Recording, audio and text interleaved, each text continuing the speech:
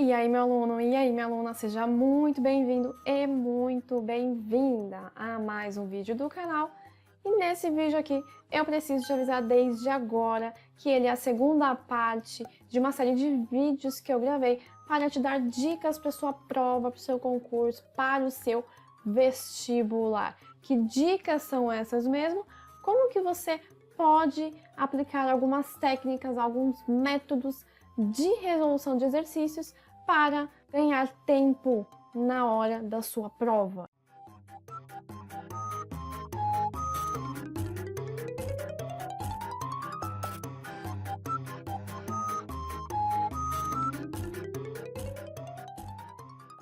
Para ficar um pouquinho mais fácil toda aquela informação que eu te dei no primeiro vídeo, nós vamos hoje aplicar aquele método na resolução de um exercício que eu separei aqui para você, que é esse exercício que você vê aí na tela, né? O exercício da UFVMG, Universidade Federal de Viçosa, ok? Então, se você ainda não viu o primeiro vídeo, clica no card aqui em cima ou clica no link do vídeo na descrição deste vídeo para que você saiba sobre o que eu estou falando. Então, primeiro, o que a gente tem que fazer antes de ler todo o exercício mesmo?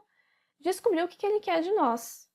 Então, nesse exercício aí, você vai lá correr atrás da última linha do enunciado, da pergunta. Então, qual que é a última linha? Essa daqui, ó. O que ele está falando? Quais são os estados físicos das substâncias A, B e C, respectivamente? Ou seja, nesta ordem.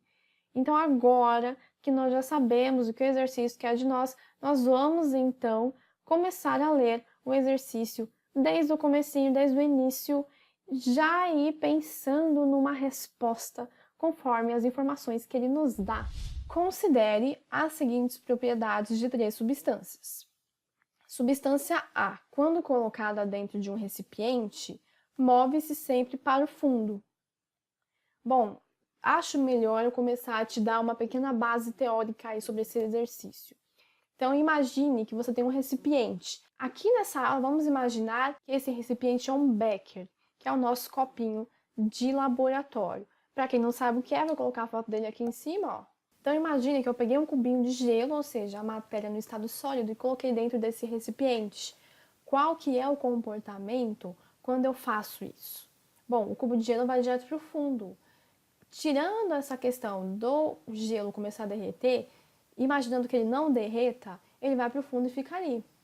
Agora, a matéria no estado líquido, quando você pega a água e coloca dentro do seu becker, do seu recipiente, o que vai acontecer? Ela vai para o fundo do becker, vai se espalhar por todo o fundo e vai ficar ali. Essa é uma característica do estado físico líquido, então. Quando você pega água vaporizada e coloca dentro do recipiente, levando em conta que você consiga fazer isso, né? O que vai acontecer com esse vaporzinho aí? Vai se espalhar por todo o volume do seu recipiente, por todo o espaço. Se eu tirar desse recipiente e colocar aqui onde eu tô, esse vapor vai se espalhar e ocupar o volume de todo esse ambiente, ok? Essa é uma característica do gás. Por que isso acontece mesmo?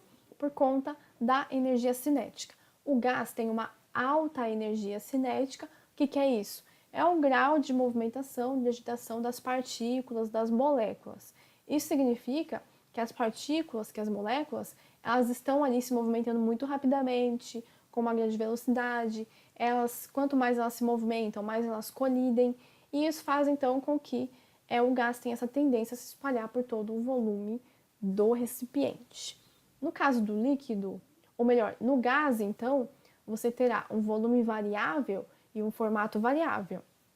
No caso da matéria no estado líquido, você tem um volume fixo, porque por mais que você mude a água de recipiente, ela vai ter sempre o mesmo volume. O que vai mudar serão as dimensões que você utilizará para calcular o volume da água.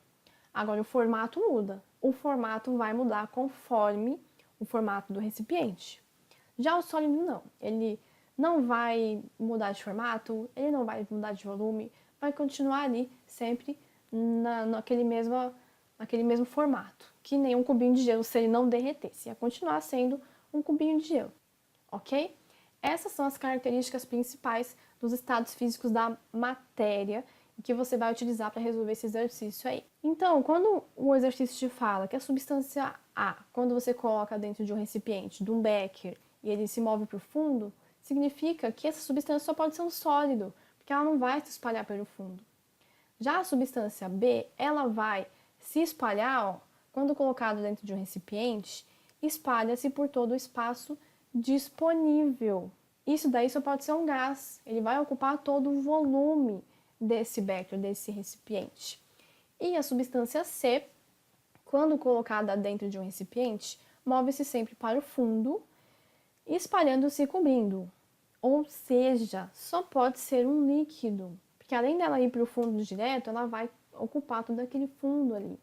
Só pode ser, então, a matéria no estado físico líquido, ok?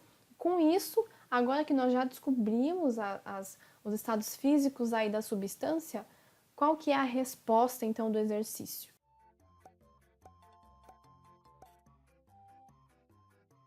Agora, para você que não tem prática em resolver exercício de vestibular, eu preciso te dar mais uma dica, que é qual? Você vai riscar todas as alternativas que não condizem com a resposta do exercício. O que isso quer dizer? Olha só, olhando aqui para a tela, a substância A ela é um sólido. Então, qual é a alternativa que diz que ela é um sólido? Bom, a alternativa A diz que é um líquido, então tá errado. Risca. A alternativa B diz que é um gás, então também tá errado. Risca. A alternativa C diz que é um sólido. Aí tá certo, você guarda essa alternativa. A alternativa D diz que é um sólido. Também tá certo, você guarda essa alternativa. E por último, a alternativa E é um gás. Então tá errado, substância A é um sólido. Então veja que você riscou das 5 alternativas, você riscou 3 e você fica em dúvida então entre 2, que é o que você é mais fácil então de você acertar o seu exercício na hora da prova. Agora você vai analisar as outras informações que você descobriu e ver em qual das alternativas ali, se é a alternativa C ou se é a alternativa D, qual delas que está correta com base no que você descobriu. A alternativa C, ela diz que a substância B ela é um gás, então está correto. Nós descobrimos isso. E a substância C, essa alternativa diz que é um líquido, então também está certo. Então o gabarito da questão é a alternativa C. O que está errado ali na D? Bom, ele inverteu, né, os lugares. Ele diz que a substância B é um líquido e a C é um gás, sendo que é ao contrário, né? Então, o gabarito da questão é a alternativa C. Se você for uma pessoa que não gosta de ficar rabiscando a prova, o caderno de questões está ali para você rabiscar. Então, se acostume a rabiscar o seu caderno, principalmente nessa parte. Por quê? Pense em você no final da prova. Tá faltando lá meia hora para acabar a prova, você tem exercício para fazer, tem que passar o gabarito. E aí o que acontece? Se você não risca as alternativas aí que não fazem parte da resposta, é capaz de você pegar uma dessas alternativas no desespero e por engano e passar para o seu gabarito.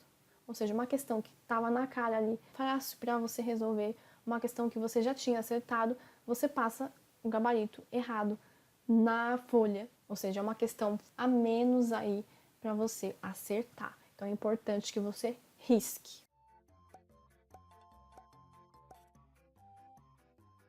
Perceba outra dica importante que eu também vou te explicar nesse exercício. Quando nós descobrimos ali o estado físico da substância B, nós automaticamente já acertamos o gabarito da questão. Por quê? Perceba aqui, ó, que entre as alternativas, a única alternativa que dizia que a substância B era um gás era a alternativa C. Então você já podia ter assinalado ali direto.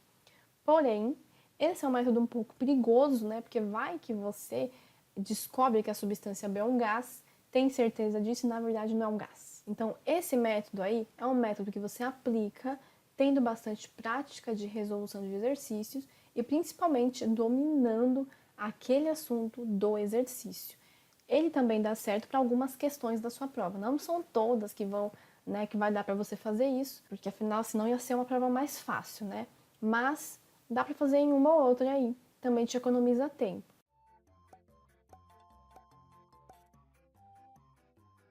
Uma coisa muito mas muito importante é que você precisa prestar muita atenção no seu enunciado.